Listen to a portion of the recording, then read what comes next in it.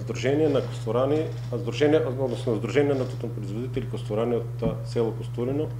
општина Струмица, почна со реализација на проектот гранта од програмата Г1 и социјална политика на општина Струмица, односно од ЛЕР, со реализација на проектот Отворен базен на река без застојна вода, кој ќе се реализира во две фази. Проектот е наменет за социјалните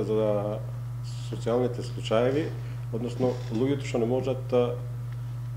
одат дали во Валандово, дали во Струмица, така да ние како здружение мислиме и на нив, за да можат луѓето да го искористат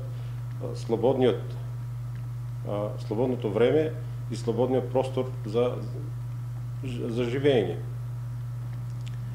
Со проектот општината ни помогна со гранта во некаде околу 66.000 кои треба да се реализираат во две фази.